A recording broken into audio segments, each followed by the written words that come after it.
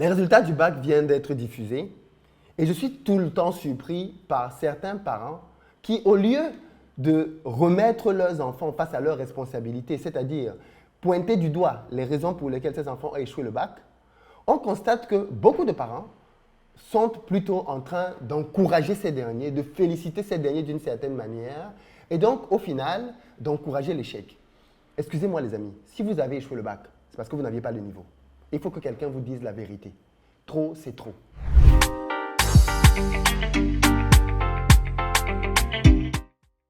Salut à toi, bienvenue sur ma chaîne, moi c'est Philippe Simo. Et si je te parle de business, de mindset, parce que c'est avec ça qu'on va développer notre continent. Donc si tu es nouveau ici, abonne-toi pour ne manquer aucune de nos vidéos. Pour ceux d'entre vous qui êtes en Côte d'Ivoire ou alors qui arrivez prochainement à Abidjan, vous le savez déjà, on a sur place une société de location de voitures qui met à votre disposition, avec ou sans chauffeur, des véhicules selon votre budget. On a à peu près toutes les gammes de véhicules désormais. De la berline au SUV premium, passant par les pick-up, bref, contactez-nous et ce sera avec plaisir qu'on vous donnera des véhicules neufs. Pour ceux d'entre vous qui cherchent plutôt un appartement de très bon standing, là aussi nous avons ce qu'il vous faut au Vallon, en plein cœur d'Abidjan, proche de toutes les commodités, un appartement de très bon standing. Et puis enfin, si vous voulez plutôt acheter une maison ou alors investir dans une maison qui va plutôt vous rapporter des rentes, là aussi contactez-nous parce qu'on a plusieurs maisons que nous avons construites ou alors en cours de construction à Bingerville. Aujourd'hui, je veux revenir sur l'échec au baccalauréat et l'échec dans la vie tout court. Je vais parler très durement aujourd'hui aux gens qui ont échoué le bac ou qui ont échoué toute forme d'examen. Mais avant que vous ne me taxiez de quoi que ce soit, je tiens juste à rappeler que moi-même, je suis quelqu'un qui a fait le bac 3 fois. Donc, quand je parle de l'échec au bac, je ne me place pas de la position de quelqu'un qui a toujours tout réussi dans sa vie et qui vient donner des leçons aux gens. Je vous parle comme étant quelqu'un qui sait ce que c'est qu'échouer au bac, qui connaît la douleur qu'il y a derrière l'échec au bac, qui connaît la douleur de voir ses amis aller à l'université. Parce que l'échec au bac a quelque chose de très particulier. C'est très différent de l'échec au BEPC ou au probatoire. Parce que quand tu échoues au BEPC ou alors quand tu reprends une classe, tes camarades qui ont réussi sont encore dans la même école que toi, tu les vois l'année d'après. Donc, quelque part, vous gardez encore un certain contact. L'un des trucs les plus durs avec le bac, c'est que quand tu échoues le bac, tes camarades de l'année d'avant disparaissent de ton radar. Tu ne les vois plus parce qu'ils vont à l'université. Et à partir de là, il s'est créé un fossé entre vous. Et donc, la douleur, elle est doublement grande. Douleur parce que tu as échoué, mais douleur parce que les gens avec qui tu étais sont partis et tu vois très clairement qu'entre vous, maintenant, il y a un fossé. Ils sont à un autre niveau, ils sont à l'université et toi, tu es resté encore à l'école pour continuer de reprendre ton baccalauréat. Donc, je connais la douleur des gens qui ont échoué. Mais c'est parce que je la connais que je n'ai pas envie de vous tenir un discours qui va vous faire du mal. Parce qu'en fait, le discours des parents qui consiste à vous faire croire que ce n'est pas grave, que ça arrive, que de toutes les façons, vous avez donné le meilleur de vous-même, c'est faux. Vous n'avez pas donné le meilleur de vous-même. Le baccalauréat, et écoutez bien ce que je vais dire maintenant, le baccalauréat, ce n'est pas difficile. Vous avez bien entendu ce que j'ai dit? Le baccalauréat n'est pas difficile.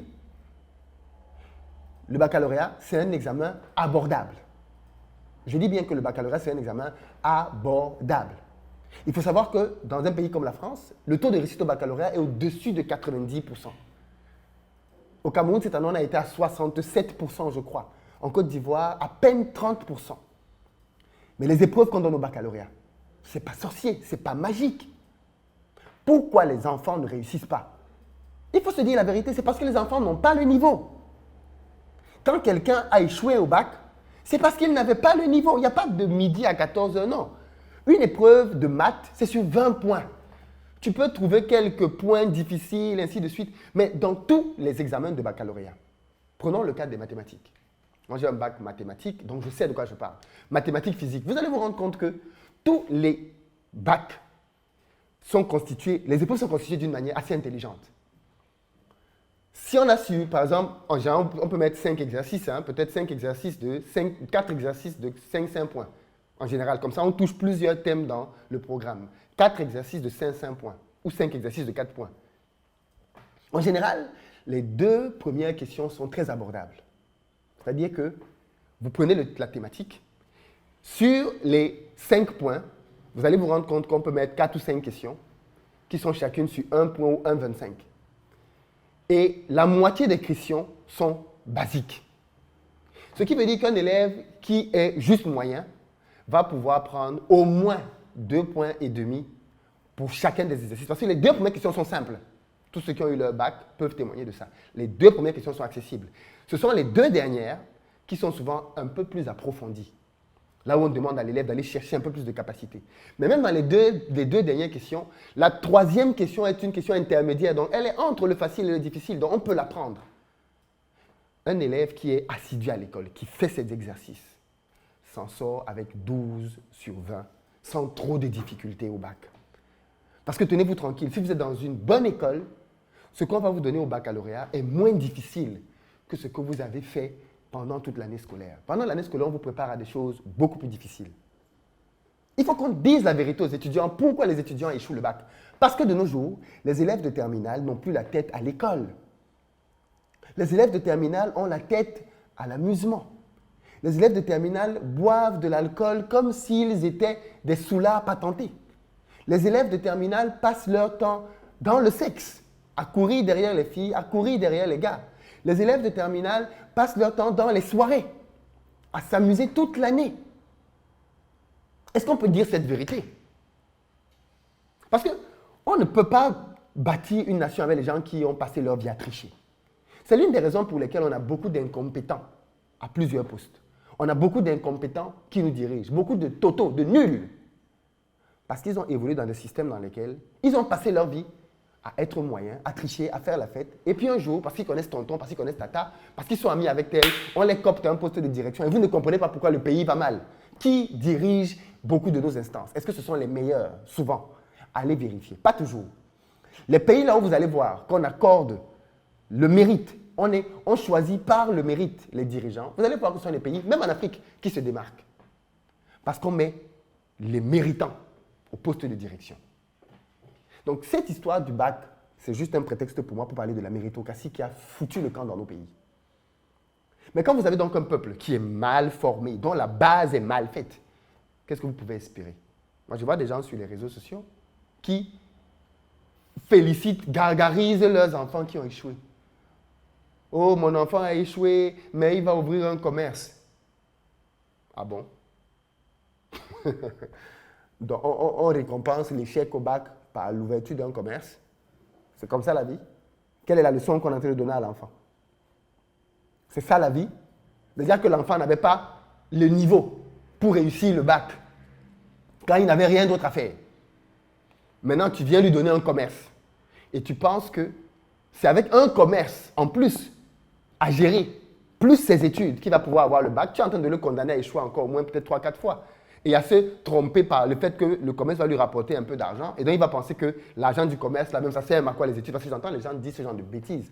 À quoi sert même l'école? L'école ne sert à rien. Vous êtes toc-toc. L'école ne sert à rien. L'école ne sert à rien. Vous êtes sérieux dans vos vies? Tous ceux qui disent que l'école ne sert... Que l'on me dise que l'école n'est pas adaptée, je suis le premier à le dire, que ce qu'on apprend à l'école n'est pas adapté, qu'on doit revoir nos programmes, qu'on doit les customiser par rapport aux besoins du marché. D'accord. Mais quand on commence à dire que l'école ne sert à rien, ça c'est parmi les pires bêtises à entendre. L'école est structurante. Vous savez à quoi sert l'école? L'école vous aide à bien réfléchir. Parce que bien souvent, les gens qui disent que l'école ne sert à rien ne réfléchissent pas bien. Il leur manque des boulons dans la tête. Dire que l'école ne sert à rien du tout, c'est l'une des pires choses que j'ai pu entendre de ma vie. L'école est fondamentale. L'école est fondamentale. Donc, les gens qui ont échoué là, vous devez vous remettre en question. Essayez de comprendre qu'est-ce que j'ai mal fait pour échouer. J'aime souvent rappeler ça ici, mais pourquoi j'ai échoué le bac 2 fois et que je l'ai reçu la 3e année? Je vais vous dire, parce que la première année, j'étais au lycée Josse. Le lycée Josse, c'est probablement avec le lycée Vogt, les lycées les plus prestigieux du Cameroun.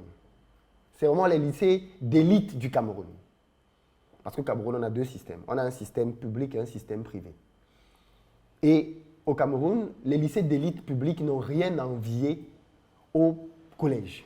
Rien du tout. Parce que l'éducation y est très bonne. Après, je ne sais plus si c'est encore le cas aujourd'hui. Mais à mon époque, en tout cas, le lycée Josse était l'un des tout meilleurs lycées au Cameroun. Et ce que ça entraînait, c'est que beaucoup de personnes fortunées envoyaient leurs enfants au lycée parce qu'ils savaient que le niveau d'éducation au lycée n'a rien à envier au collège. Donc, on se battait même pour avoir une place au lycée. Moi, j'ai intégré le lycée Josse.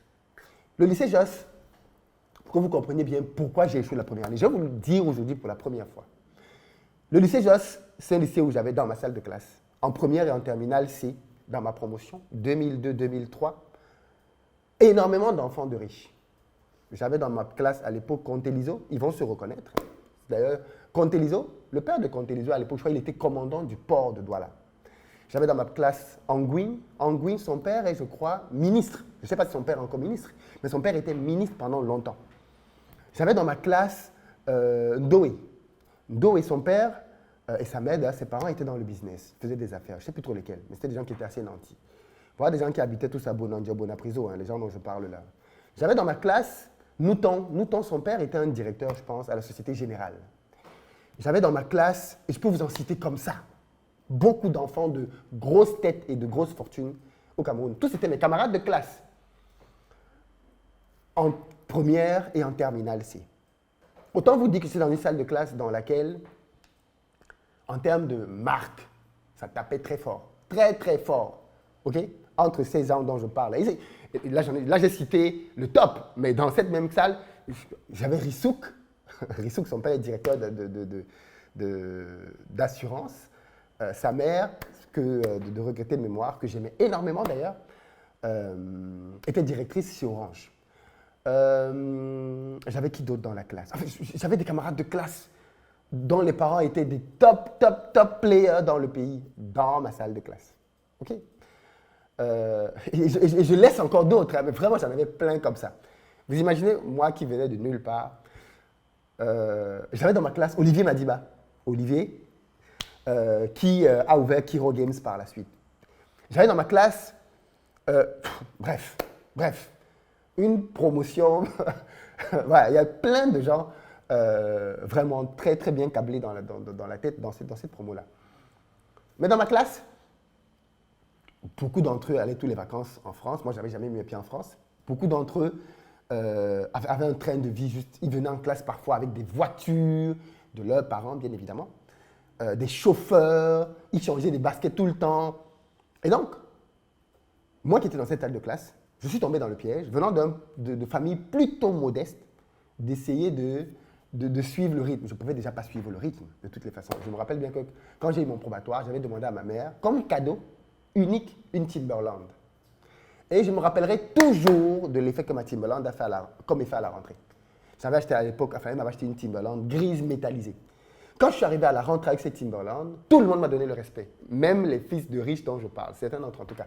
Tous m'ont donné le respect. Ah ouais, non, genre c'est comme si on te valide dans le club, quoi. Ok, maintenant on peut te prendre avec un peu plus de sérieux. Réussir demande d'oser. Après l'admission de mon fils, Studeli nous accompagne à chaque étape de son projet d'études en France. Caution bancaire pour visa étudiant, logement en France, financement du projet d'études. Une fois en France, il reçoit ses virements mensuels à temps et peut étudier en toute sérénité. Pour la réussite des études de mon fils en France, je choisis Studeli. Je pense que j'ai passé mon année de terminale à essayer d'être validé par ces gars-là. Je pense sincèrement que j'ai passé mon année à essayer d'être validé par ces gars-là plutôt qu'à travailler. À la fin de l'année, j'ai essayé de faire ce que beaucoup d'élèves font, un sprint final consistant à étudier à fond dans les dernières semaines et espérer que ça passe. Dans mon cas, c'est pas passé, j'ai échoué.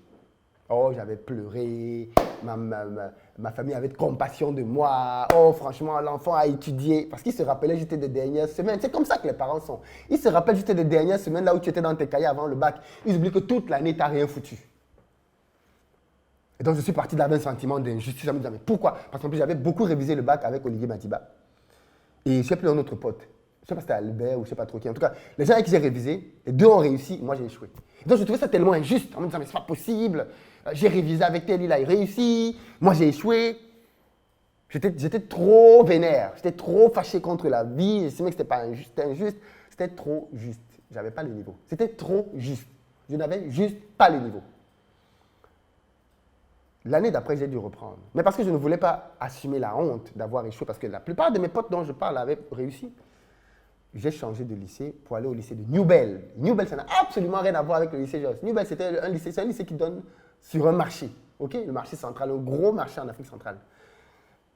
Imaginez dans la position d'un lycée qui donne face à un marché et qui est à côté de la prison de Newbell. C'est vous dire déjà tout. C'était un lycée d'élite à l'époque, hein, mais qui était complètement lambeau quand je suis arrivé là-bas. Et donc j'arrive au lycée de Newbell avec le CV du gars qui vient du lycée Jos. Tout le monde te respecte. Ah ouais, tu viens du lycée Jos. Au lycée de Newbell, c'est beaucoup moins prestigieux. Donc du coup, ouais, le lycée de Newbell, pareil. Je me prends la tête en pensant que ouais, je viens d'un grand lycée, j'ai rien à apprendre dans cet endroit. Je prends de haut un peu tout le monde, les camarades, les profs. Le bac arrive, échec encore. Redoublant qui redouble. Et là, ça va être différent parce que je vais me rendre compte que même ma famille qui me soutenait là, on va me lâcher, on va dire non, non, non, voilà. Tu nous as trompé une fois, pas deux. Tu n'apprends pas. Et cet échec-là, bizarrement, il va me faire mal parce que je vais me dire waouh, je vais vieillir dans les bancs en fait. Parce que là, tu ne peux pas avancer. Si tu n'as pas le bac, il n'y a pas d'université. Il n'y a rien. Et pour moi, je pense que ça a été le plus beau moment de ma vie, ce deuxième échec au bac. Parce que quand j'ai échoué ce bac-là, j'ai fait ce que je n'avais jamais fait auparavant. Je me suis assis pour me demander pourquoi j'ai échoué en fait. Parce que non seulement j'ai échoué, mais j'ai été renvoyé du lycée. Pourquoi est-ce que j'ai échoué au bac cette année? Et je me suis rappelé d'une phrase d'un prof que j'avais eu dans un cours de répétition qui m'avait dit « Monsieur Simon, faites attention à ne pas être un géant au pied d'argile. » Parce qu'il avait donné une équation un jour au tableau. Je suis allé au tableau, j'ai résolu l'équation. Et quand il est venu corriger mon équation, il m'a dit, c'était une fonction un peu complexe, il m'a dit « Attention, monsieur Simon, vous avez le bon raisonnement, mais vous faites des erreurs basiques. Vous parvenez à des résultats qui sont faux parce que dans votre raisonnement, qui est juste, il y a beaucoup de petites lacunes que vous devez travailler. Et ce n'est pas des lacunes qu'on doit avoir en terminale. Il m'avait dit ça à l'époque, j'ai dit bof, bof, parce que j'ai oublié de mettre moins, parce que j'ai oublié de mettre X. Il commence à me sortir les longs discours, c'est quoi cette histoire? Mais il avait tellement raison. À ce moment-là donc, j'ai repris mon programme de mathématiques terminale. Et à chaque fois que j'arrivais sur une notion, un chapitre, j'allais voir les fondamentaux. Et tenez-vous tranquille, je me suis retrouvé à apprendre des choses dans le livre de 5e, dans le livre de 4e, dans le livre de 3e. J'étais en terminale. Je n'avais pas le niveau 5e, je n'avais pas le niveau 4e, je n'avais pas le niveau 3e en maths, mais j'étais déjà arrivé en terminale. J'ai pris sur moi d'étudier et d'aller combler mes lacunes. Et cette année-là, j'ai réussi le bac. Mais depuis que j'ai réussi ce bac, je n'ai plus jamais échoué de ma vie un examen. Plus jamais de toute ma vie. Pendant mon cursus d'ingénieur, j'ai survolé mon cursus d'ingénieur. Pendant mon DUT, j'ai survolé mon DUT. Parce que j'avais la haine de l'échec. Je ne voulais plus jamais échouer. Je savais ce que ça faisait d'avoir échoué. Et je ne voulais plus jamais être dans cette position. Et donc, quand quelqu'un échoue, venez lui dire que ce n'est pas grave, que ce n'est pas ceci, ça ne l'aide pas. Quand quelqu'un échoue, il faut, si vous l'aimez, lui dire « ça n'a pas marché parce que tu n'étais pas assez bon. Tu n'as pas pu avoir 15, 14, 13, 12, 11, même 10 de moyenne, tu n'as pas pu avoir. Mais je vais vous surprendre. Dans les bacs en Afrique, il y a des niveaux qu'on appelle des niveaux de jauge. C'est-à-dire que quand vous entendez qu'on a eu 30%, 60%, ce n'est pas les 60% qui ont eu 10 de moyenne. Non. On va repêcher des gens. Les gens qui ont eu... On décide d'une moyenne. On peut dire que la moyenne, c'est 9 ou c'est 8. Ça veut dire que toutes les personnes qui ont eu en dessous de 10, mais qui ont eu 9 de moyenne, on les repêche. Qui ont eu 8,50, on les repêche. Qui ont eu 8, on les repêche et on leur donne le bac. Et ces gens-là, sur leur bac, leur note, c'est 10, 0, 0. Donc, quand vous avez un bac avec 10, 0, 0, ça veut dire que vous avez été repêché. On a comblé des points à gauche, à droite pour vous permettre d'avoir 10, pour vous donner le bac. Mais en fait, à la base, vous aviez eu une moyenne en dessous de 10. Donc, non seulement vous n'avez pas eu 10 normalement, vous n'avez pas eu 9, Vous n'avez pas eu 8 de moyenne. On n'a même pas pu vous repêcher. Et quand on vous dit que vous n'avez pas le niveau, vous vous fâchez. Vous n'avez pas le niveau. Clairement. Allez travailler et mettez-vous à niveau. Cette leçon-là va vous sauver la vie. Si vous ne voulez pas faire ça, que vous voulez continuer à faire les beaux, les belles dans le collège et tout, ok, continuez. Mais vous n'allez pas apprendre de vos échecs. Et celui qui n'apprend pas de ses échecs, vous savez ce qui se passe, n'est-ce pas? La vie est un éternel recommencement. Hein. Vous allez encore échouer, échouer, échouer. Et peut-être que vous allez passer le bac. Mais si vous n'avez pas tiré les leçons, vous allez continuer de traîner ça toute votre vie. Jusqu'aujourd'hui, l'échec au bac m'a façonné cette mentalité. Quand quelque chose ne marche pas dans ma vie, je n'essaye pas de me demander si c'est qui n'a pas fait. Je me demande qu'est-ce que j'aurais pu faire de différent. Qu'est-ce que j'ai mal fait? Systématiquement, je me demande qu'est-ce que j'ai mal fait.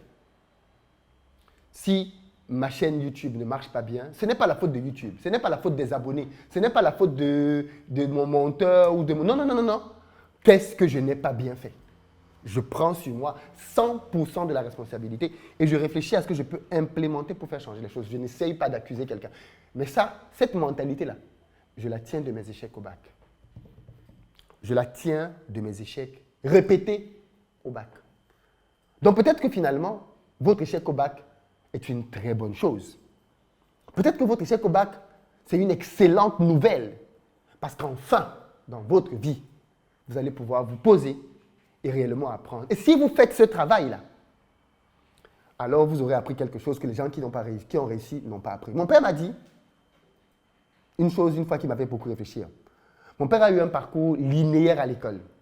Toujours très très bon, parmi les meilleurs de sa classe.